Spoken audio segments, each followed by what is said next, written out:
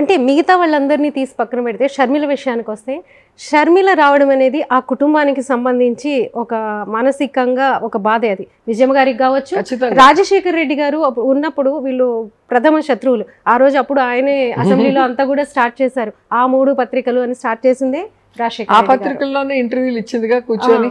దీన్ని ఎలా వైసీపీ ఎలా తీసుకుంటుంది? ఎవరైతే రాజశేఖర్ రెడ్డి గారిని అవమానించారు, ఎవరైతే రాజశేఖర్ రెడ్డి గారిని అవినీతి సామ్రాట్ అని అన్నారో ఆ పత్రికల ఆఫీసులకి వెళ్ళి షర్మిల ఇంటర్వ్యూలు ఇచ్చినప్పుడే సగం వైఎస్ఆర్సీపీ అభిమానుల మనసు చచ్చిపోయింది. అండ్ ఎప్పుడైతే ఆవిడ చంద్రబాబు నాయుడిని పవన్ కళ్యాణ్ని కలిసి బొకేలు ఇచ్చి ఆమె ఎట్లా దేనికోసం పోయిందో మనకైతే తెలియదు. అదే అంటున్నాను, అలా మాట్లాడిందో జగనన్నని, జగన్ రెడ్డి నీ కులమేంది, నువ్వు ఎవరికి పుట్టావని అన్నారో ఆ రోజుతో షర్మిల అనేది జీరో అయిపోయింది. ఎందుకంటే షర్మిల వెనక ఇంతమంది ఎందుకున్నారు? కేవలం రాజశేఖర రెడ్డి గారి కూతురు జగనన్న కోసం వచ్చింది పాదయాత్ర చేసేటప్పుడు. ఆ గౌరవంతో ప్రేమతో మొత్తం రాజన్న ఫ్యాన్స్, జగనన్న ఫ్యాన్స్ ఆమె వెనక నడిచారు. వాళ్ళిద్దరి షాడో లేకపోతే ఈమె లేదు, ఈమె జీరో. తెలంగాణలో మనం చూసాం కదా.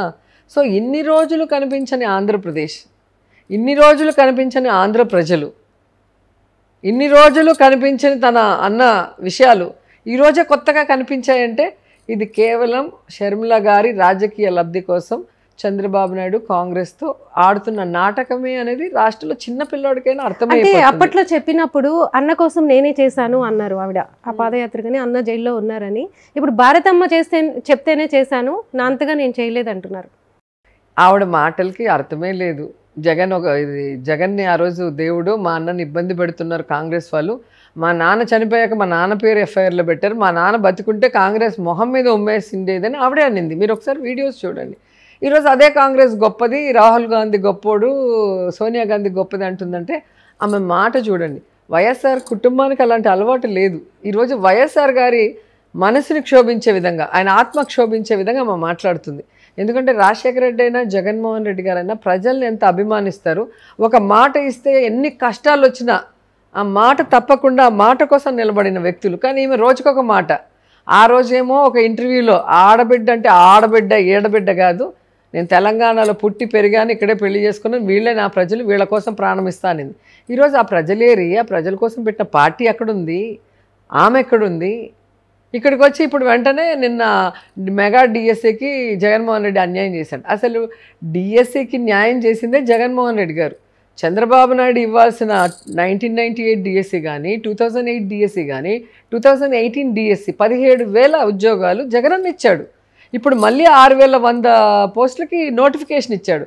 అంటే తలాతోక తెలియకుండా ఎవడో రాసి ఇచ్చిన స్క్రిప్ట్ మాట్లాడితే షర్మిల గారి స్పీచ్లాగా, పవన్ కళ్యాణ్ స్పీచ్లాగే ఉంటాయి.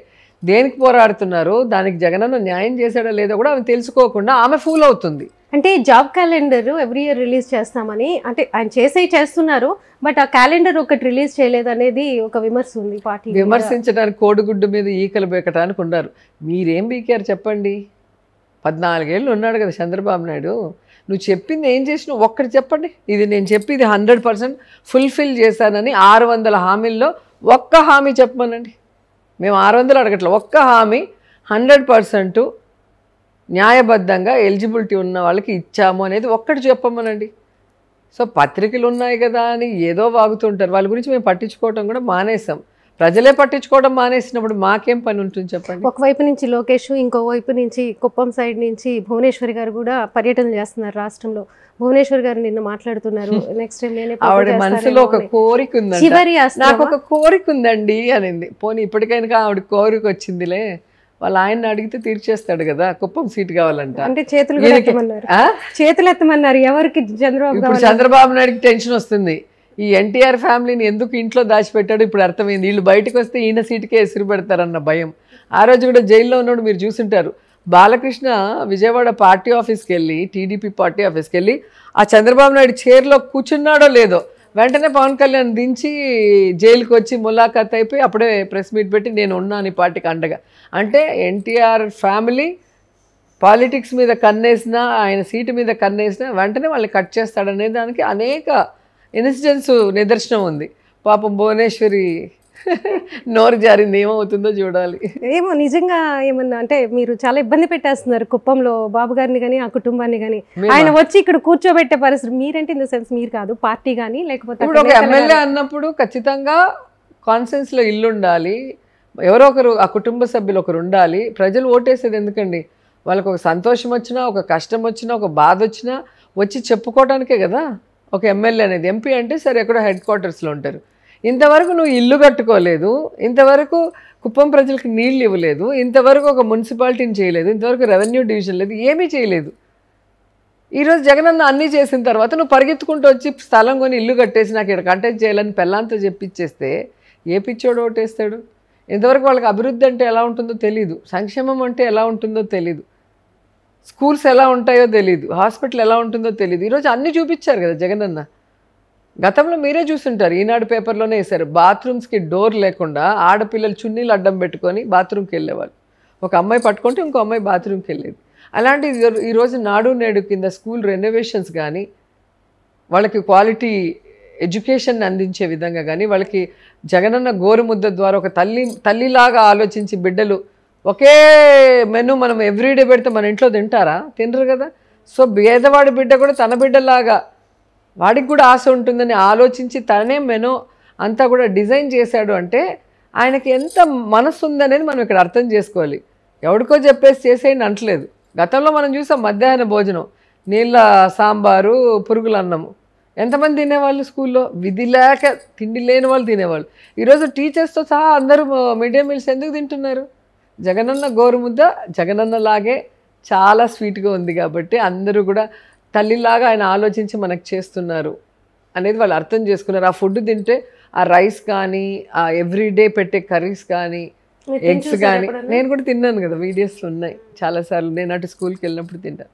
అంటే టీచర్స్ కూడా తినే స్థాయికి క్వాలిటీ ఉంది అని అందుకే చెప్పింది. అలానే ఆయన చెప్పిన పథకాలు అంటే నెక్స్ట్ మేనిఫెస్టోకి సంబంధించి ఏం చేయబోతున్నారు ఏంటి, విద్యుత్కి సంబంధించి కూడా ఇప్పుడు యాక్చువల్గా మాకు పవర్ లూమ్స్ ఎక్కువ ఉంటాయి. ఈ కోవిడ్ వల్ల ఆర్డర్స్ లేకుండా చాలా ఇబ్బంది పడుతూ ఉంటే మన గవర్నమెంట్ నుంచి స్కూల్ యూనిఫామ్స్ ఇచ్చాం. మనం స్కూల్ యూనిఫామ్స్ వీవింగ్ చేసి ఇచ్చాం, ఎవ్రీ ఇయర్ చేసి ఇస్తున్నాం. అలాగే యూజర్ ఛార్జెస్, సో అది తగ్గిస్తే కొంచెం బెనిఫిట్ ఉంటుంది అన్నప్పుడు విద్యా దీవెన కార్యక్రమానికి వచ్చారు నగిరి. సో మా వీవర్స్ అందరూ అడిగితే ఆ కోరిక నా చెల్లెలు చెప్పింది, ఖచ్చితంగా చేస్తాను అని చెప్పి వేదిక సాక్షిగా చెప్పారు. జీవో కూడా వచ్చి మా వాళ్ళంతా ఫుల్ పండగ ఎంజాయ్ చేస్తున్నారు అసలు. ఎందుకంటే ఆల్మోస్ట్ 35,000 నుంచి 40,000 మంది మొదలియార్సు పవర్లూమ్ సంబంధించిన వాళ్ళు ఉన్నారు. మా హస్బెండ్ వచ్చి south India powerlooms president. So వాళ్ళ క్యాస్ట్ వేరే, వాళ్ళందరూ ఇంకా మా ఆయన్నే నమ్ముకొని ఉన్నారు, మా కష్టం తీర్చాల్సింది మీరే అని చెప్పి. సో సెల్వా గారు కూడా నాతో పాటు చాలాసార్లు వచ్చారు జగన్ గారిని కలిసి. ఇక్కడున్న అన్నీ కూడా ఆయనకి అర్థమయ్యేలాగా చెప్పడం వల్ల మనకి యూనిఫామ్స్ కానీ, ఈరోజు నేతన్న నేస్తం 24,000 కానీ, ఈరోజు యూజర్ ఛార్జెస్ 1 రూపీలో 6 పైసా చేశారు, అంటే 94 పైసా తగ్గించారు. 1 రూపీ పర్ యూనిట్ అంటే చాలా తేడా ఉంటుంది. సో అందరూ హ్యాపీగా ఉన్నారు. అండ్ అది కాకుండా ప్రతి కుటుంబానికి కూడా అమ్మఒడి, ఆసరా, చేయూత, పెన్షన్స్ 3,000. పక్కన మీరు తమిళనాడులో చూస్తే 1,000 రూపాయలే పెన్షన్, మనం 3,000 ఇస్తున్నాం. అలాగే చేయూత పక్క రాష్ట్రాల్లో లేదు, మనం 18,500 ఇస్తున్నాం. అలాగే ఆసరా పక్క రాష్ట్రాల్లో లేదు, డ్వాక్రా అక్క చెల్లెమ్మలకి 4 సంవత్సరాలకి 25,570 కోట్ల రూపాయలని అక్క చెల్లెమ్మలకి ఇచ్చాం. సో ఇవంతా కూడా వాళ్ళని స్ట్రెంథన్ చేయడానికే ఫైనాన్షియల్గా.